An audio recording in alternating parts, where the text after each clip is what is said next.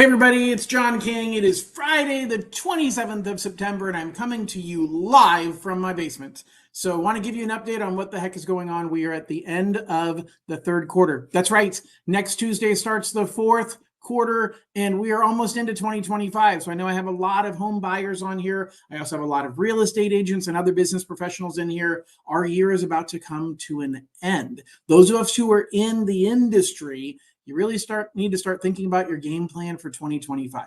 What are you going to do to be successful? Because the number of real estate agents has dropped significantly. This industry has become harder, and you have to make sure you're making a game plan. So if you need a buddy to talk to about that, reach out to me. I would love the opportunity to share with you some of the things that I'm thinking on how realtors can succeed and thrive in this coming market.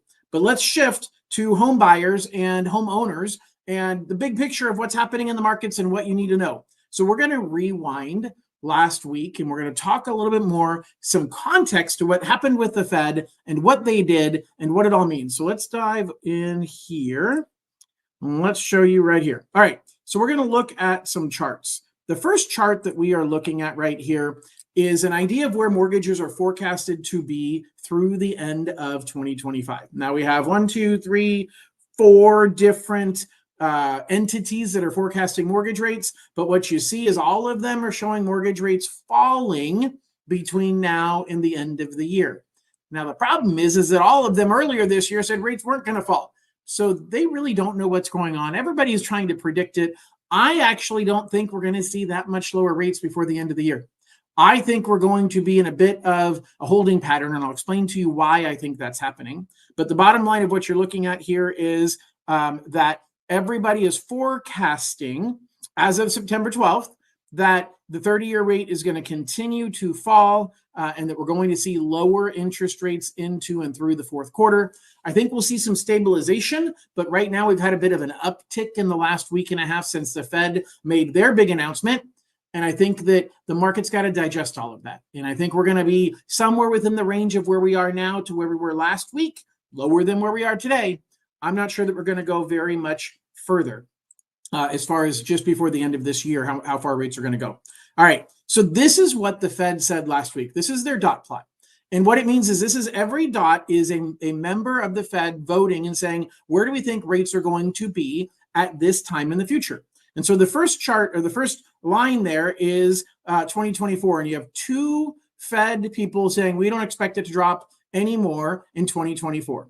7 of them say we're going to see a 0.25% drop. 9 of them say a 0.5% drop, and 1 says a 0.75% drop before the end of 2024. So the Fed is likely to lower interest rates. But as I explained last week, the Fed lowering interest rates is not necessarily going to lead to a lower mortgage rate. The mortgage industry is already predicting this is going to happen. We're also already predicting that they're going to be 1% lower next year. So the Fed does not control mortgage rates. The Fed is already saying we're going to be 1% lower in interest rates next year compared to where we are today for the Federal Reserve rate.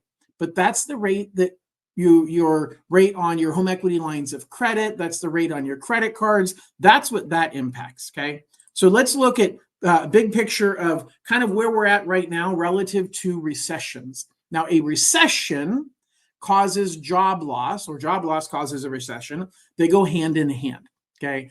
Chicken or the egg, which came first, right? The recession will bring down interest rates because in a recession, we have to spur on the economy. We have to get people spending money to bring jobs back. And so what this is showing you is that only 4 times in the last, hold on, let me get rid of this thing. There we go. All right, so only 4 times in the last 40 years has what's happening right now happened. And that is when the Fed rates is higher than the 10-year Treasury. There's a lot of statistical stuff. I'm just trying to oversimplify it and saying, look, if the Fed is charging more money to a bank to borrow money overnight than the federal government earns on a loan that they took out for 10 years, something's broken about the system. And these gray bars, the gray bars are recessions. Every time the Fed funds rate got above the 10-year Treasury, we led into a recession. All 3 times in the past that happened, And now we're exactly in that place right now. So statistically, that's another indicator that the economy is likely headed for a recession. Do not freak out, because recessions mean that maybe there's 4% of the people who want to work today that are unable to find a job. And a bad recession might be 12% of the people that want to work that don't have a job. That's 8% of the people today that are working that won't have a job. And it is horrible for that 8% of the people.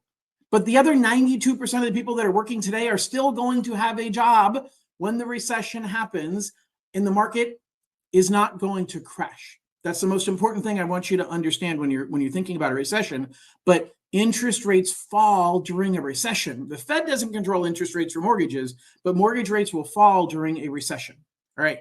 Now, this is just another indicator of the unemployment rate leading into a recession, and basically saying that, look, every time that we've seen the unemployment rate kind of do this little gyration, we down at the bottom get low unemployment, unemployment spikes and we see a recession. So it's just another pattern of saying, hey, all the signs are pointing statistically like they're repeating history and that we're likely heading into a recession. Now, I want to show you here, everybody says, oh my gosh, mortgage rates should have fallen because the Fed dropped their rate. But these are the last 3 times that the Fed first started cutting interest rates.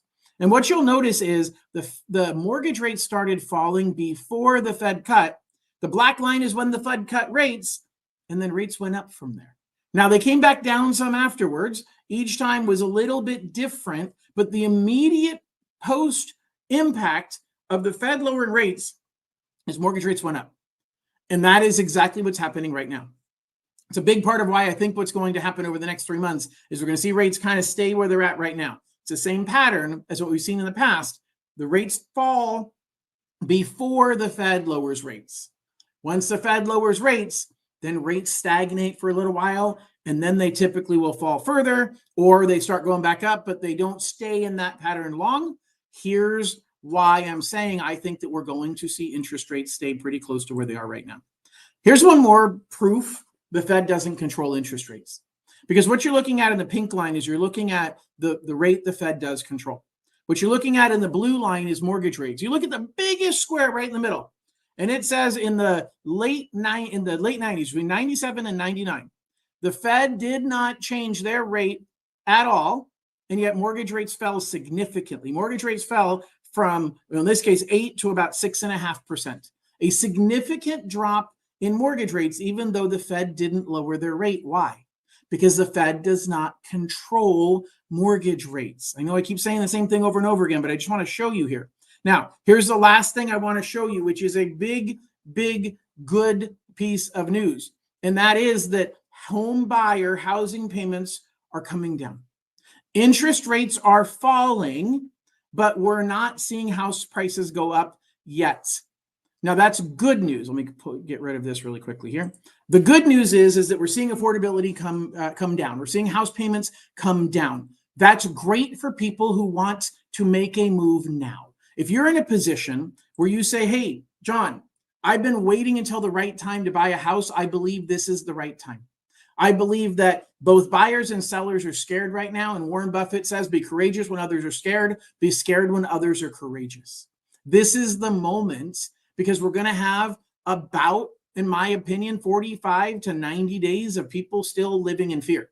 Now, maybe the next 45 days is people living in fear. Then they know a little bit more about what's happening with the election. And then the 45 days after that is them living in holiday Yuletide joy and not worried about doing anything because they don't want to do it during the Christmas holidays. But after the first of the year, I expect things to take off. I expect people to start coming into the market and saying, hey, things are more affordable. I did just see that chart that John showed that we're housing affordability. It is cheaper for me to own a home right now. I just met with a client an hour and a half ago, and we were talking about doing an FHA loan at 5.6%. And I said, you know, a month and a half ago, that same loan was at 6.75. His payment would have been $250 a month more expensive a month and a half ago than it is today. And housing prices have not gone up. So he can get a lower interest rate with the same purchase price, and in some cases even get a better price on the home. I had a client just this week that had a house that was listed at a certain dollar amount, they offered $30,000 less than that. The seller countered with only 10,000 less. So they were off by 20 grand, and the buyer was ready to walk away and say, I'm not coming up by the 20 grand. And I said, hey, what's the harm in countering back to the seller at your original $30,000 price cut? They said, I don't understand. Why would I do that? And I said, because it puts the ball back in their court saying, I'm not budging. I want your house, but I'm not budging. This is strategic. They ended up deciding to offer $5,000 more than their original price. So the seller had come down 10. They had gone up 5. So they were still 15,000 apart, and the ball was in the seller's court. The seller accepted their offer. The seller accepted their offer. So they got a $25,000 discount off of what this house had been listed for. It had actually been in contract twice at that higher price, but it fell out of contract because of issues with the buyer. But the seller was getting tired of waiting. The seller, once sellers get their house in contract, they want it back in contract. They want to move on with their life. And this buyer took advantage of that opportunity because there aren't a lot of buyers out there right now. And they actually got a 5.25% interest rate. Just the timing of when they locked, it was phenomenal. This client got one of the best deals that I've seen in a couple of years. And those are the types of deals. Those are the types of opportunities that are out there, but they're only out there right now. Okay. Now, I'll tell you, interest rates have gone up. I've explained it, but I'll show you very quickly. We've seen interest rates move up. This is the 10-year Treasury. We dropped all the way down here, and right before the Fed announcement, we saw rates staying pretty good. Okay, so this was September 11th. This is September 16th. And then we've seen rates climbing back up over and over and over again. So we're seeing rates, they're not horrible. They're actually really good compared to 2 months ago, even good compared to a month and a half ago. They're just not good compared to 2 weeks ago. So be aware of that fact. Be aware of the fact that the market is going to undulate. And I think we're going to stay in that kind of pattern. All right, now let me go back here. I have a comment. Let's see here. All right, so Chase just asked a question that is exactly what I was going to cover and kind of wrap up with. And Chase said, hey, wasn't the first round of Dream for All vouchers supposed to expire yesterday? I haven't moved up the wait list at all. Yeah, Chase, I'm thinking the same thing. So I don't know what county you're in. I'd love for you to tell me what county you're in. I have a client right now who is number 1 on the wait list in Los Angeles County. And I was pretty sure he was going to get his voucher accepted today or get his voucher issued today. No movement. He went from number 5 to number 1 on Monday, but no movement today. Now, I've heard nothing from Cal Haffa. Okay, Chase is in the LA region as well. So that doesn't help me get a feel. If anybody's in any other region, please comment and tell me if you're on the wait list, if you moved down the wait list at all, and if so, by how much. Okay, here's the dynamic that changed. Is we are dealing with what I thought was going to be all of the unused vouchers expiring last night, but Cal Haffa gave everybody the option to extend for 90 days. And that opened up the floodgates for these people to now have more time to search for a home. Now, one of my buyers, who's in LA County, as a matter of fact, and they have a voucher, and they weren't able to find a home. Now, they wrote an offer today on a house. Had they not had the ability to extend, that buyer would have lost their voucher, and Chase, you'd be one step closer to getting yours. Now, it's good news for my buyer that got their voucher originally and got to keep it for another 90 days. It's bad news for you who are waiting behind the scenes, the waiting on the wait list, wondering, gosh, is this ever going to happen? The agony is real. I get it. I completely get it. And Chase did say that, yeah, he's in the LA region. Janum says, how the Dream for All program works, we decided to buy a house that is built in 2021 and 2022. Well, as long as you have a voucher right now, you can buy a house that was built anytime. It doesn't matter. You can buy a new construction home that is being built and not going to be done for a few months. You can buy a house that was built 2 weeks ago or 3 years ago or 30 years ago. There's no impact to your ability to qualify for or utilize the Dream for All program as long as you're buying a current existing home. You can't or buy a completed home. As long as you're buying a completed home, you cannot buy land and build a home on it. Dream for All doesn't allow that. But as long as the home is existing, we don't care when it was built. So guys, I'm almost done. I'll say right now, if you have other questions, please post your questions right now. Otherwise, I am going to summarize, and I'm simply going to say, let's go here. All right. So if you have questions, post them. Otherwise, here's my summary for what's going to happen over the next quarter. Same thing is happening right now. which is volatility, uncertainty, and fear. And my client that got that deal and got that house for $25,000 below it was listed for, and was able to time it, luckily, it was all luck, to time it to buy it down and get a 5.25% interest rate. The stars aligned for them. We're going to see a lot of movement of the stars over the next 90 days, but I think the stars are going to look worse for you unless you're a homeowner looking to sell your home and buy another one. In which case, hey, if prices go up, the price of the house you're selling goes up and the price you're buying goes up. It's not that big of a deal.